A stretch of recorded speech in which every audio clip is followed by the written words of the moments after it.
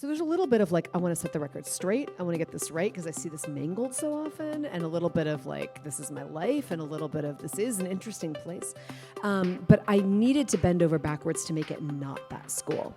So I live in Chicago. I set this in New Hampshire. The library was my space, and there was just so much.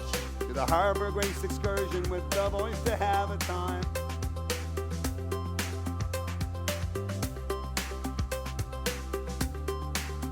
Rebecca, it's so nice to meet you. You too. We should tell people that you just like flew in here like 5 minutes ago. 5 minutes ago. The plane landed on the roof. That's right. And then you were whisked down a stairwell, and then now you're here. Welcome to Toronto. Thank you so much for being here.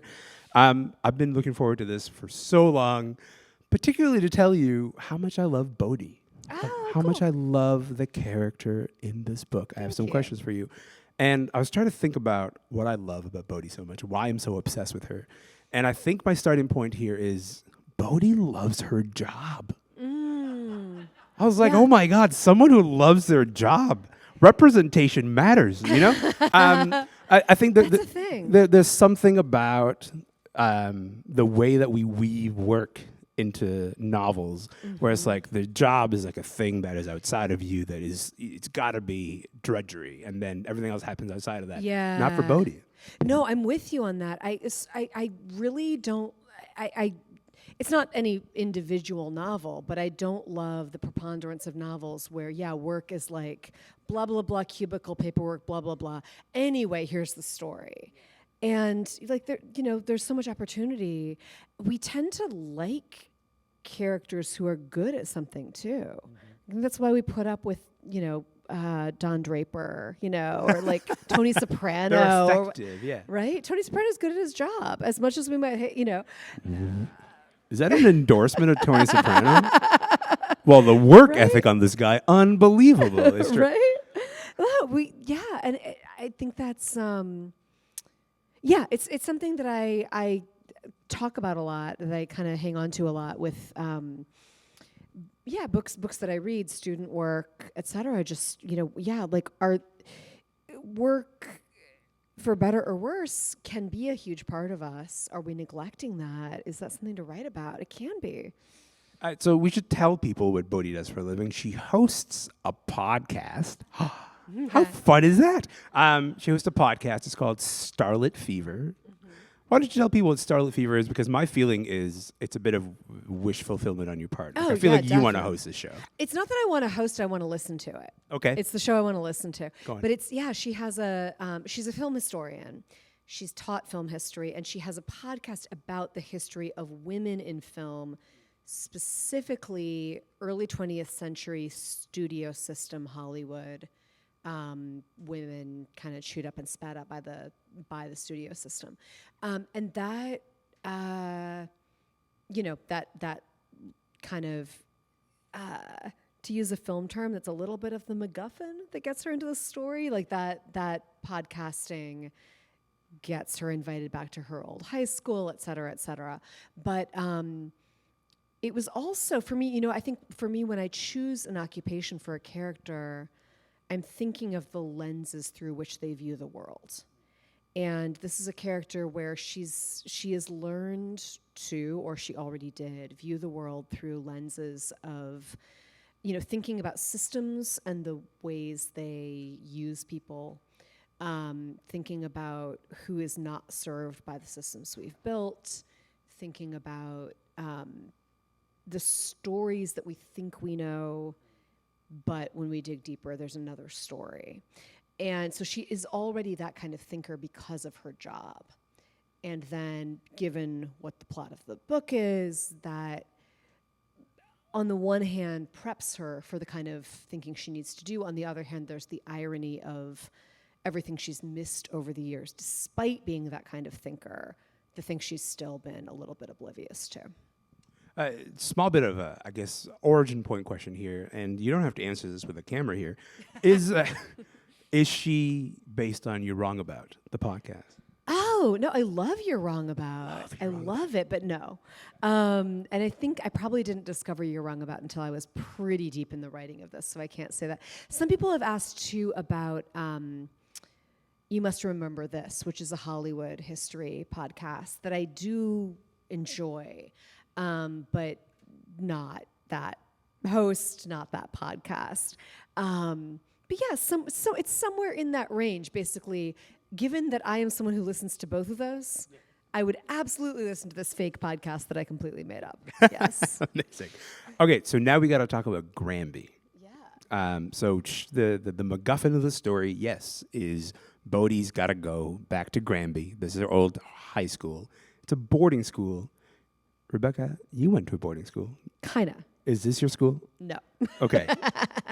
Yeah. No. So the biographically, the quick story is I was a scholarship day student at a school that was like half boarding, half day at the time, near Chicago, if I didn't just say near Chicago. And I moved away, went to college, went to grad school, did other stuff, met my husband. We lived in Baltimore where he was teaching high school English. And then I had a job offer back in Chicago. So I dragged him back to Chicago, and the place he got the job was my old high school. Oh. And we originally were like, we're going to do this for 3 years. That was 2001. It's been 22 years, and I still live on the campus of my high school. That's the story. So, that sounds traumatic to me, by the way. Here's the thing. It was weird for like 2 months. That first, like walking around and being like, oh my God, that's where this happened. Oh my God. And learning to, the few teachers that were still around, calling them by their first name. That was weird. A lot of time has passed. I've spent so much more time there as an adult than I ever spent there as a kid. I've raised my children on this campus. So yeah, it was. The context changed. Yeah, it would be more cathartic, honestly, ultimately, than traumatic in any way. But I was always, because of it, I was always going to write a boarding school novel. That was always going to happen, right? Because it's a really interesting environment. It is a hothouse. It's a petri dish. It's the kind of environment that people get wrong very often. When we see depictions of a boarding school, it's either, like some weird reform school, or it's a highly romanticized, everything's gothic. For some reason, it's always October. No one knows why. It's all orange. And and then there are vampires, but no, right? In reality, actual contemporary, at least I can only speak for, America, but American boarding school, incredibly diverse place, really like like what you'd think of a solid, small university being, just 4 years younger. And so there's a little bit of like, I want to set the record straight. I want to get this right because I see this mangled so often, and a little bit of like, this is my life, and a little bit of this is an interesting place.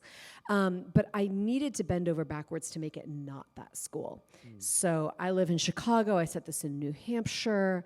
I tried to just kind of, things that wouldn't really matter to anyone here, but to me, to anyone who went to high school with me, would be like, well, that's clearly not, I made it a really big ski school. We don't have those in Chicago. Chicago's pretty flat. Yeah. So, everything that I could do, but definitely informed by knowing that kind of world. Partly from my, that part of my life, and partly from being an author and being brought in as a visiting writer to a lot of not only universities, but also high schools, boarding schools all over the country. I was going to say, like, when you sort of read the descriptions of adolescence in this book, they don't read like someone particularly divorced from adolescence. Like, they read like someone who's like deeply steeped in it. I mean, like, either in terms of you physically returning to these memories or being around that kind of environment a lot. So where are you pulling from there? In terms of description of, I think that a lot of people would like to describe a little bit more, a bit more descriptively, but they can't quite access those emotions. Yeah, it's interesting. I think I've always been someone with a very intense experiential memory. So I can't remember where I parked my car, right? But I have detailed memories from when I was 1.5 years old.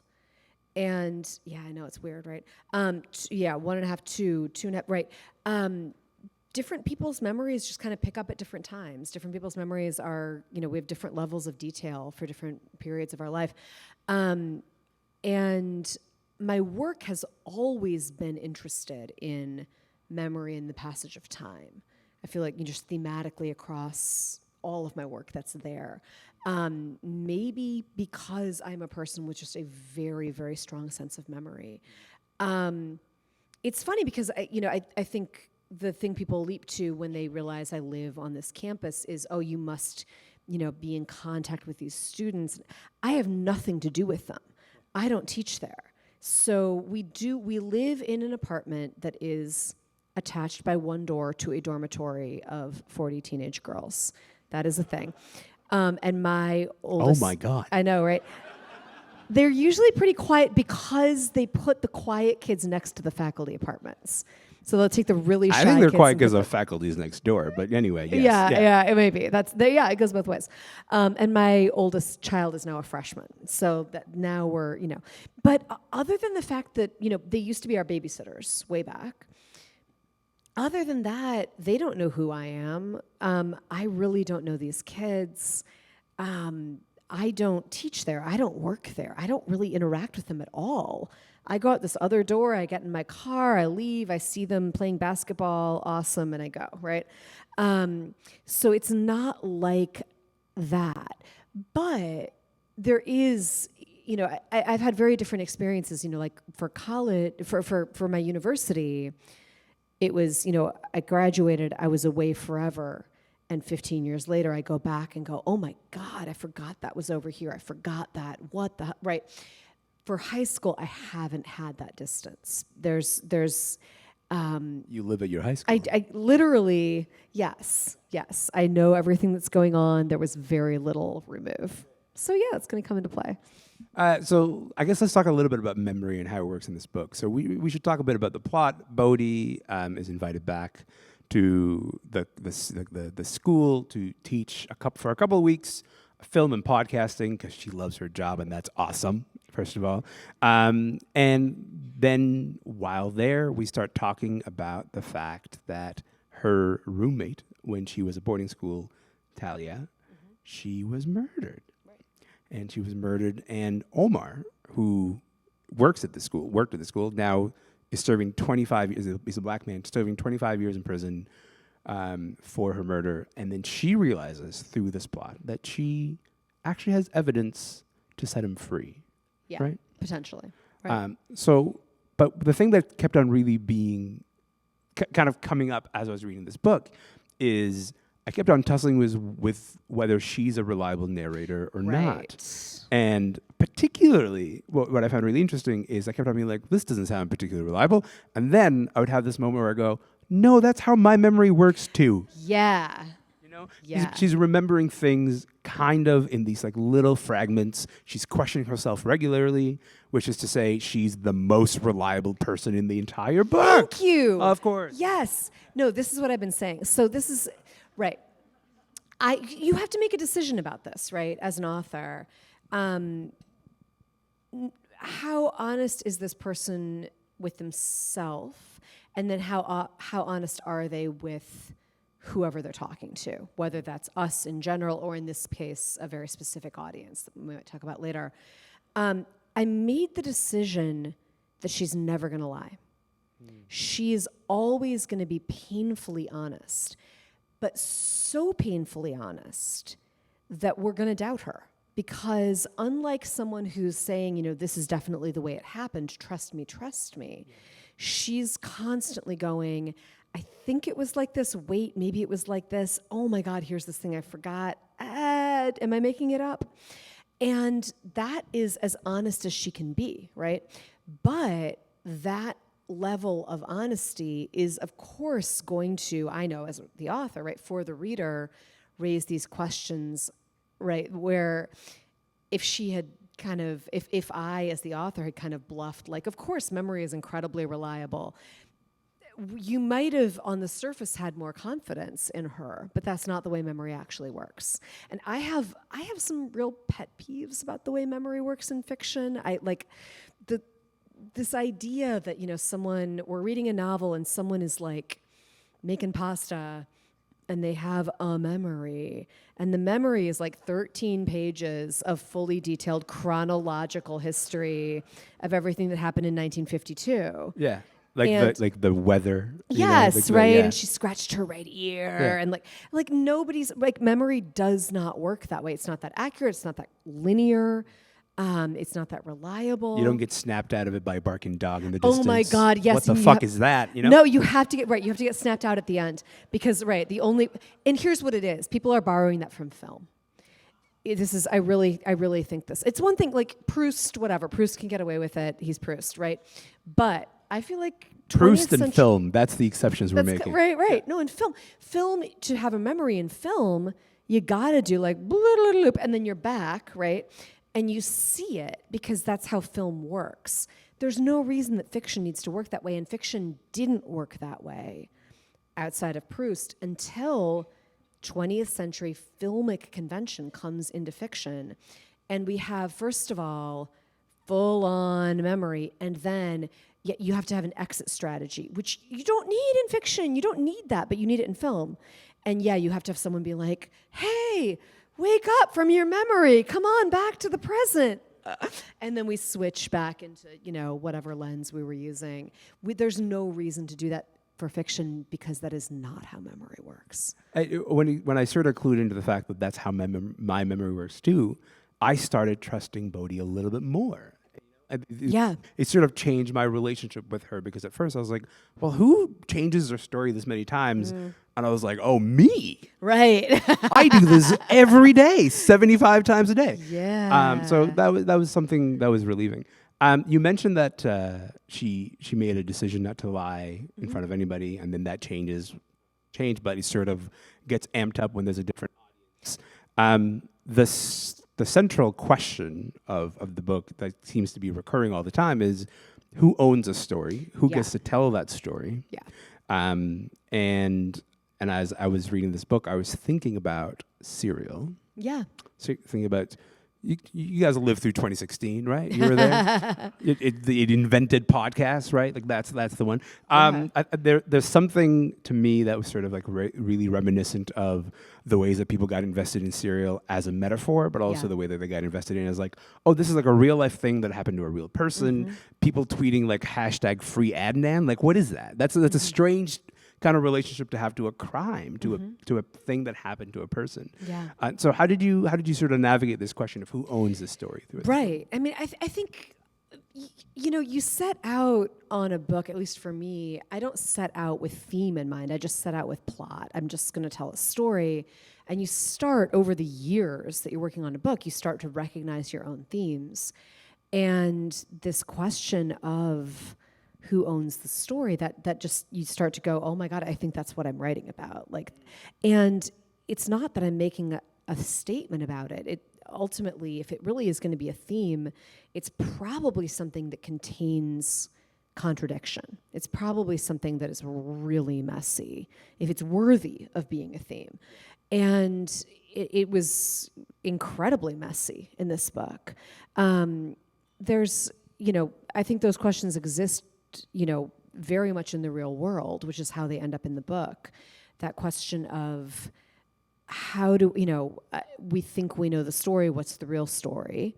There's that question. Then there's, of all the people who could speak to this story, who gets to? Who gets their voice on a podcast? Who gets interviewed? Who gets, right? And Bodhi, although now, this gets complicated. In 2018, she's in a position to be a voice, but really wasn't at the time. There was no reason that she would be the one to speak, even though it turns out she does have information. Then there's the question of Omar. And, does he, under what circumstances does he get to speak? New Hampshire, which is where I chose to set the book for a number of reasons, is one of the U.S. states that does not require the recording of custodial interrogation, meaning you could be, questioned, interrogated by the police for 15 hours, 36 hours, and there's no recording of what happened. At the end of it, you have a statement that you've signed, but no one knows what led up to that. So you have a statement, but is it your voice? Did you get to speak? And then, to what extent has this narrative been told by all these other people who weren't there, but not by him? And then I have the question within the book of like, okay, he's not the narrator, but it doesn't feel right to then never let him speak, which then like reifies all these terrible concepts. So how do I then still give him a voice? How do I give him a chapter? How do I give him something? Which I don't think I solved perfectly, but I tried to solve. It's messy. There are a lot of layers. And when there is something messy that contains that many contradictions, but that I'm kind of fixated on, that's when I know that I'm, I know that I've found my themes at least. That doesn't mean I'm solving them. I'm not even trying to solve them, but I can write about this. I want to come back to the idea of not just introducing mess and not solving it. Thanks a lot, by the way. But I do want to talk a little bit about the pushback that Bodhi gets, because one of the big sort of elements of pushback that she gets from the students is, hey, are you kind of acting like a white savior here? Right. Yeah. It's something that, her students, so first of all, okay, there's so many things to talk about there. One is just generationally. I have, I have very little in common with Bodhi, but I did give her my high school graduation year, which is 1995. I figured that's a way to kind of orient culturally around her moment. And that's little things like what music would they be listening to. I don't have to do all this research, I just know. But it's also just how were they talking? What could people get away with? What did they not get away with? What, that. But she's returning in 2018, and she's got these kids who are juniors and seniors in 2018, and they have a very different way of talking about the world, of talking about narrative, that is in many ways healthier than the one that she grew up with. And in some ways, of course, like just they're Gen Z, they overthink things. That's what they do. It's good. It's all good. But right, there's that question that her students raise of, if I, how, what is appropriate in terms of getting involved? Who am I to intervene? Who am I to tell this story? Whose story is it? As a white person, if I tell this story, am I appropriating something? Am I doing something? Meanwhile, you do have this person sitting in prison who probably would not care who's telling the story as long as someone's talking about it, right? Exactly, yeah. Like just like Someone tell the story, right? Just like stop debating and just talk about it. And again, I don't have answers. Again, but between her and her thinking and the public, and between her students who have varying opinions. All that I'm able to do, and all that I think I should be able to do, or I'm trying to do as a writer, is to get that debate in there, to get those questions in there. I have a craft question for you. Yeah. That is also a little bit personal. Do you have ADHD? Yes, I do. You might have read that somewhere. I honestly didn't. No way, really? I was just reading this book, being like, this is hitting exactly the turns. No way. And for just in terms of me being like, yep, I'm here. Yep. Like every time that my attention started to wander, there was something that was like, okay, there we have another sort of significant turn in the book. Do you intentionally write like that? I do. Do you have ADHD? I sure do. Yay. Yeah. Okay. I think, first of all, I think a lot of creative people do. And I there's 10% of that is probably people with ADHD, diagnosed or undiagnosed. I was undiagnosed. I don't know when you got diagnosed. But just finding a career that suits them, right? But I also think it is people with ADHD have very associative brains, right? Like everything, I could tell you could just say hedgehogs, and I could go, I have 5 stories about hedgehogs right now, right? Like I could make all these different connections. Let's talk about hedgehogs. Let's do it. We're doing it. Right?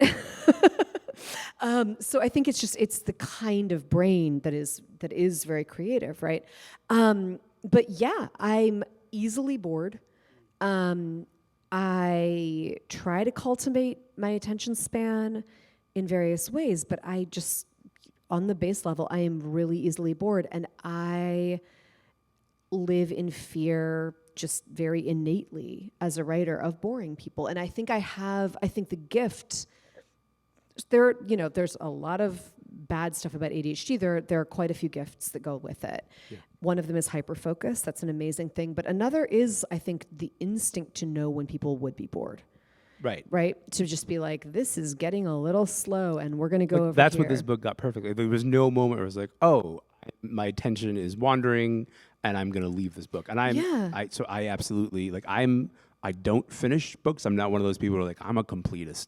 I'm going to die on this hill. Right. Because if a book can't keep my attention, I'm like, I'm sorry, I have a squirrel to go look at. Like, I can't do this.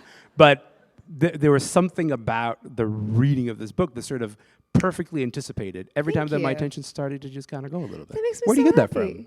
So it's the ADHD. It's also, I taught elementary school for 12 years. And until right after my first book came out. And that was, it was Montessori, so it was mixed ages, but like first, second, third for a little while, and then fourth, fifth, and sixth grades for a little while. And I would read out loud to those kids for half an hour at the end of every school day. And it's not, I'm not reading my own stuff. Obviously, it's, whatever, E.B. White, whatever.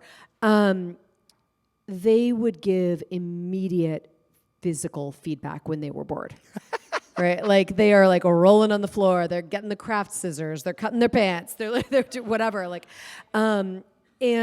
Or just, you can see it, right? Just spacing out. And you're doing the reading a sentence, blah, blah, blah, blah, blah, Matthew, to get their attention, right? Or you're asking them, what happened yesterday? And you're seeing what they remember, and you're realizing the times that, half of them don't. And I start, over 12 years, I'm realizing what I should skip, what I should summarize, where I should simplify the language, where I should, no long descriptions of, a building. I can't do it. Right. Or, read it, but then ask them a question. Right? Be like, okay, building. Anyway, who has seen a interesting building recently? Blah, blah. Okay, let's talk about it. Anyway, the rest of this passage. Whereas I think if you're writing and you never have that immediate visceral sense of audience, you don't learn that. But it's not so much that I learn certain things, right? It's not that people don't like descriptions of X.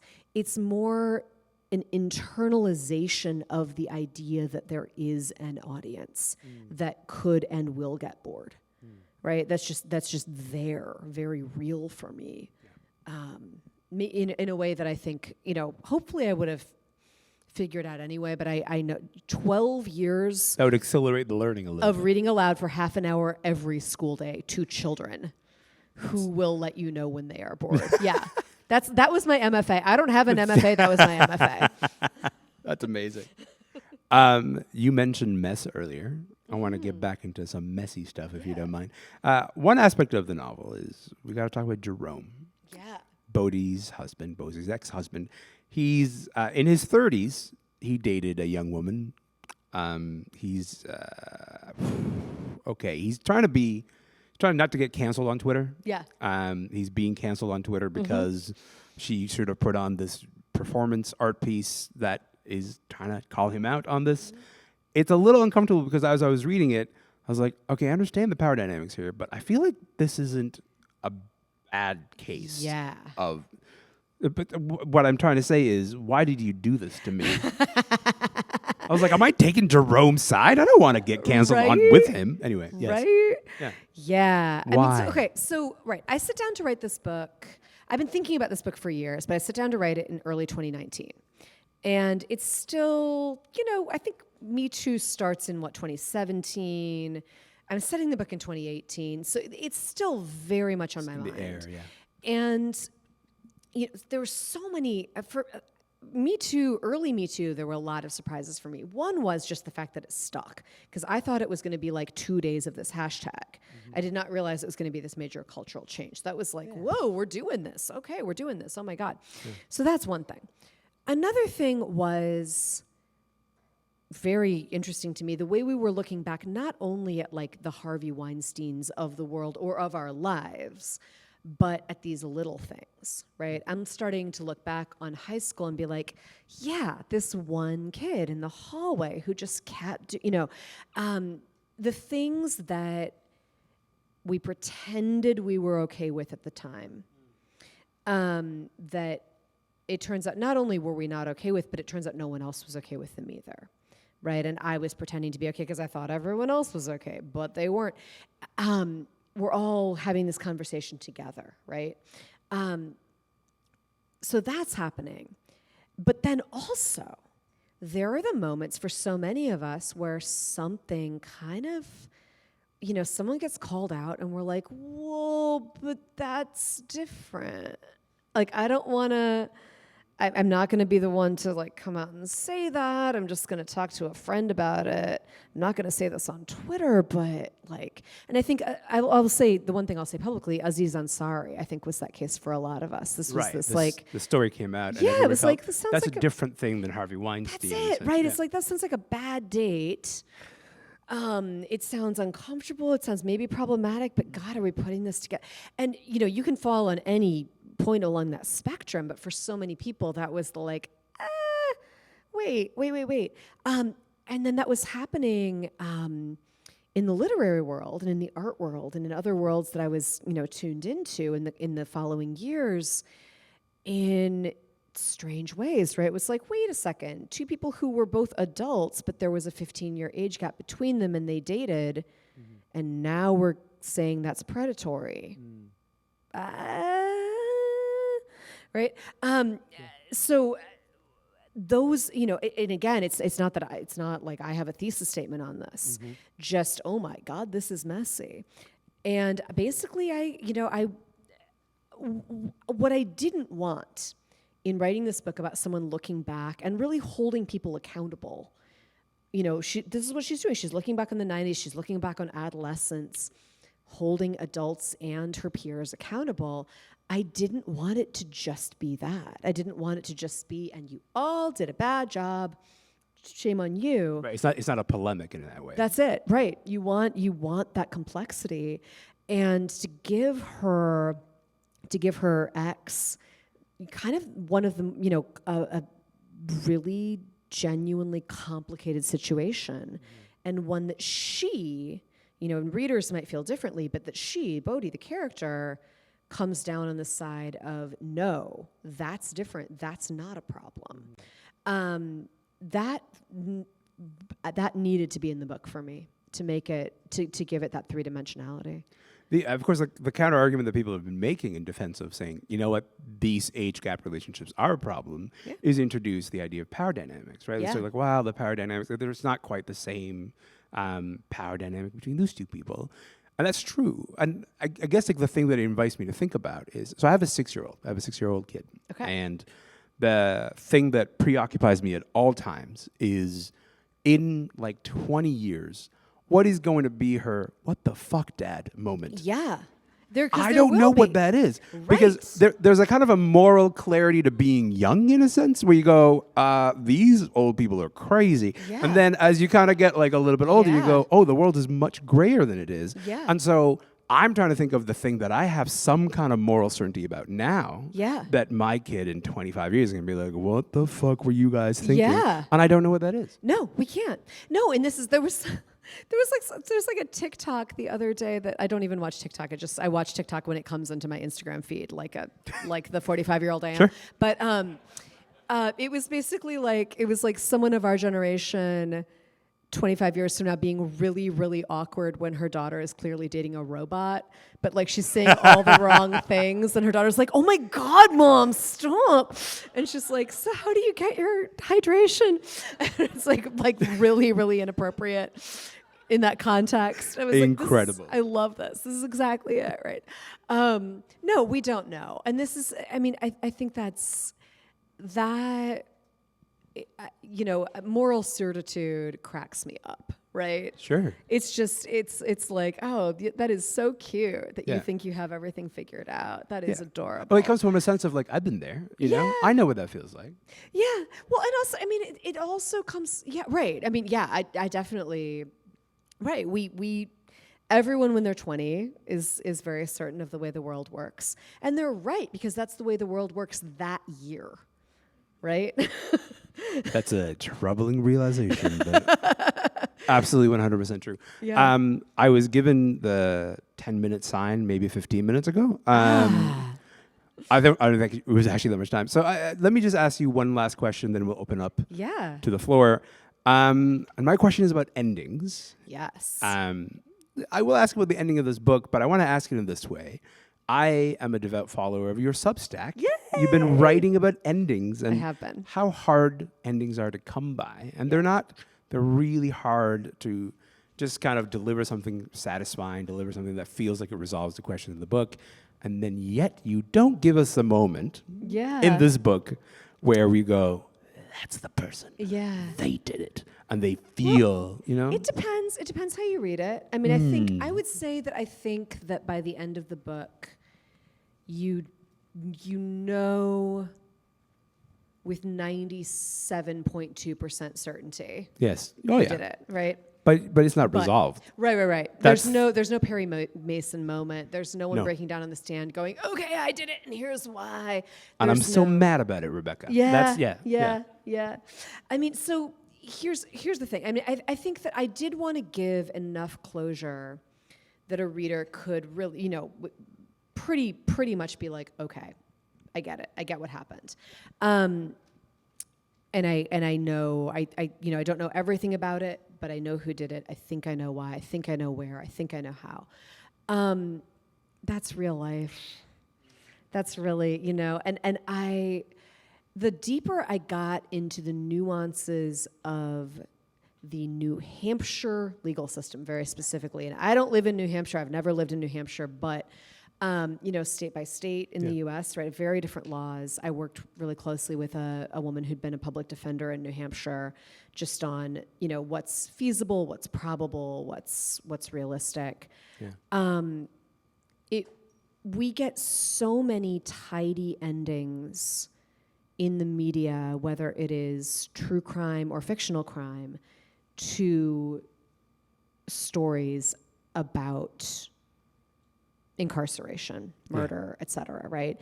Either it is they caught the guy and he's in prison, and they got the right guy, or and it turns out it wasn't him and he was freed, hooray, which is rare, but we hear those stories, especially much more often in fiction than in reality. Or we get, and it's an unsolved thing, but the idea, and this is such a common occurrence in real life, okay, probably the wrong guy's in prison. We actually have exculpatory evidence, but the system's not set up to free someone like that, so And that... Like there's like an infrastructure investment. Like the cops don't want to go back into the case to be like, Absolutely. oh, this is unsolved now. No, who wants to undo those statistics? Who wants to admit they were wrong? The lawsuits? I mean, all of it, right? And I would have been deeply misrepresenting the realities of the American carceral system, of New Hampshire, of the appellate courts, of all of that stuff, to say, and you know what, we had this really tidy ending and everything ends well. We're not giving too much away here, by the way. If you're like on page 10, don't worry. We're not, it's like just, you're not going to get it tied up in a bow. Perry Mason does not come on the scene. At any point. That would have been amazing if he just was like introduced as a character, like page 200. This is your lawyer. His name is Perry Mason. I'm here to solve this. Let's go. Right? But I, as much as you want that, and especially as the characters become real to me, I want that. And especially as, as Omar became real to me, it felt horrible not to make things right, not to just solve everything and give it this very tidy ending. But that would have been a greater disservice in terms of just telling people, I think, a story they've been fed a lot all their lives about how reliable our justice system is anywhere, let alone in the U.S. and a lie about how easy it is to right or wrong. I'm sorry that I lied to you and told you that was my last question. I guess I do want to talk a little bit about the Substack, because something I've been really enjoying is how much investment you've been putting in writing about endings. What interests you so much about endings? So the thing about endings, okay, I think they're easier to do for novels, than for short stories, for one thing. And as an instructor, I teach creative writing quite a lot, and a lot of my students are writing short stories. And I'll be reading just a brilliant short story, and it falls flat at the end. And it's like my stupid joke is that endings matter the most in jokes and sex. Like it's all like a build up to this one thing, right? And you're like, right? And then short stories. That's a 10 out of 10 joke. Don't denigrate this joke. That's a fantastic okay, bit. all right. Yeah. I mean, it's true. I'm just saying, like, it's it's the like, okay, it's all a vehicle to get to this one landing point. Like, are you going to ignore it? It's like it matters. Novels, I think it's a little more instinctive, perhaps, for writers to pull off because they just have so long to do ending. But even so, that still happens, though, that, I read a novel and the ending just doesn't get there. Or you read a novel and the ending is so good that it is the novel, right? They're hard to do well. I think they don't get discussed enough when we talk about craft on the educational level. I don't think they get talked about enough. Even say in like a book club where everyone's like, well, we can't just, because Barbara hasn't finished it yet, so we can't talk about the ending yet. And you give it short shrift, right? So I just think they deserve to be talked about a lot more than they are. And basically what happened was, for my students, I tried to put together originally 10 years ago, 12 years ago, a pretty short handout that was sort of like a little taxonomy of endings, like what are the different kinds of endings. And it got, the more times I taught that particular class, the longer the handout got, until the handout is about 45 pages long, to the point where I cannot responsibly print this handout for anyone anymore. And I just started emailing it to people. And then I was like, you know what? I should just publish this. So I had people emailing me, be like, someone told me that someone told them that you have a handout on endings. And I just decided to publish it, but it's like piece by piece. It's going to be like 13 installments at least to get this thing out there in the world. I was going to say, you put out like part 5 this week. I was like, how did. many parts are there to this thing? There are way more. It doesn't, this is the irony, it doesn't end. Fantastic. Absolutely incredible. Barbara finished the book. The book club wants to talk about the ending.